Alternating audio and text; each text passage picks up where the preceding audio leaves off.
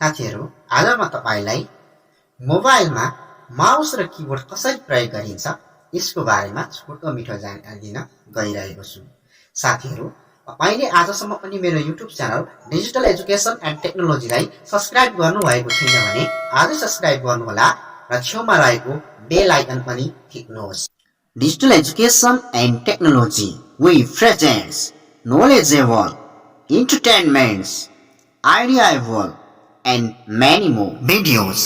Let's start today's topics. न साथीहरु आज तपाईलाई म चाहिँ जस्तो तपाईको खाली रहेको समयमा नेपाली टाइपिङ अथवा इंग्लिश टाइपिङ बिना कम्प्युटर चाहिँ हामी घरमै बसेर मोबाइलमा गर्न सक्छौं किबोर्ड जोडेर र माउस जोडेर तपाईको कर्सरहरु पनि चलाउन सक्छौं। यो कसरी सम्भव छ त आज तपाईलाई म भिडियो देखाउन गइरहेको छु।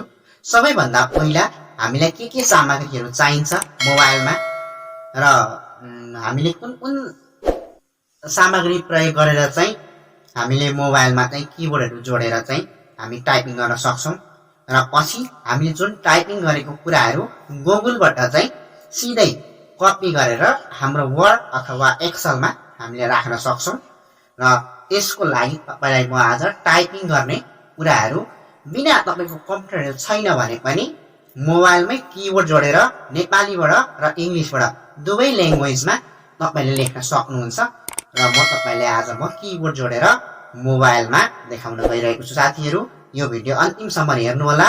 हामीलाई सबैभन्दा पहिला मोबाइलमा कनेक्ट गर्नका लागि हामीलाई एउटा ओटीजी केबलको आवश्यक पर्छ। साथीहरु ओटीजी केबल यस्तो हुन्छ अनि त्यसपछि तपाईहरु देख्दै हुनुहुन्छ माउस। हामीलाई माउस कसरको रूपमा काम गर्न चाहिन्छ र हामीलाई किबोर्ड चाहिँ हामीलाई लेख्न अथवा टाइपिङ गर्नको लागि चाहिन्छ। साथीहरु यसपछि तपाईले सिधै ओटीजी केबललाई हाम्रो किबोर्डको यूएसबी हबमा जोडेर मोबाइलको चार्जिङ पोइन्टमा जोड्नुहोस्। साथीहरु अनि त्यसपछि तपाईले एउटा सानो सेटिङ गर्नुपर्ने हुन्छ। साथीहरु सेटिङमा गएर तपाईको ब्लुटुथ एन्ड डिभाइस भन्नेमा हाम्रो ओटीजी लाई इनेबल गरेपछि साथीहरु हाम्रो ओटीजी इनेबल हुन्छ अनि त्यसपछि हामीले सिधै मोबाइलबाट चाहिँ नोट्स भन्ने अथवा की नोट भन्ने आफ्नो उसमा हुन्छ मोबाइलमा त्यसलाई अन गर्ने र नयाँ प्लसमा थिचेर हामीले त्यहाँनेरि के लेख्ने हो किबोर्डबाट लेख्न सक्छौं। हेर्नुस् साथीहरु मैले त्यहाँनेरि किबोर्डबाट लेख्दै छु र मोबाइलमा टाइपिङ भइरहेको छ।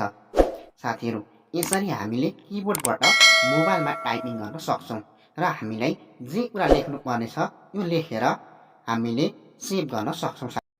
यसपछि साथीहरु म तपाईलाई माउस जोडेर देखाउँदै छु। हेर्नुस् साथीहरु आज म तपाईलाई माउसबाट मोबाइलमा टच नगरिकन सिधै माउसबाटै कर्सरको रूपमा हाम्रो फिंगरको रूपमा चाहिँ माउसबाटै हामी चलाएर चाहिँ एप्लिकेसनहरु रन गर्न सक्छौं र आज म तपाईलाई माउसको सहायताले बिना मोबाइल नछोइकन मेरो वेबसाइट खोलेर तपाईलाई म त्यहाँ भएको एउटा भिडियो प्ले गरेर देखाउँदै छु। साथीहरु हेर्नुहोस् त हाम्रो माउसहरु मजाले चलिरहेको छ। साथीहरु तल माथि हाम्रो स्क्रोल पनि हुन्छ। साथीहरु र मैले भिडियो प्ले गर्न आँट्दै छु। हेर्नुहोस् है तल रहेको प्ले बटनमा मैले थिचे भने कर्सरबाट मेरो भिडियो प्ले हुन्छ। साथीहरु देख्नु भयो साथीहरु हाम्रो भिडियो प्ले भइसकेको छ। ल हेर्नुहोस् त बिना मोबाइल टच नगरिकन मैले भिडियो प्ले गरे। यसरी तपाईले चाहिँ सिधै माउसको सहायताले मोबाइल चलाउन सकिन्छ। साथीहरु आजको मेरो भिडियो कस्तो लाग्यो तपाईले केही न केही कुरा त सिक्नु भयो होला यो भिडियो हेरेर। अब तपाईले घरमै बसेर बिना कम्प्युटर किबोर्डको सहायताले मोबाइलमै नेपाली अथवा इंग्लिशबाट टाइपिङ गर्न मजाले सक्नुहुन्छ। साथीहरु र कम्प्युटर भएको ठाउँमा गएर तपाईले गुगल रन गरेर आफ्नो एकाउन्टलाई ओपन गरेर त्यहाँ रहेको लेखेको तपाईको डकुमेन्टहरुलाई चाहिँ सिधै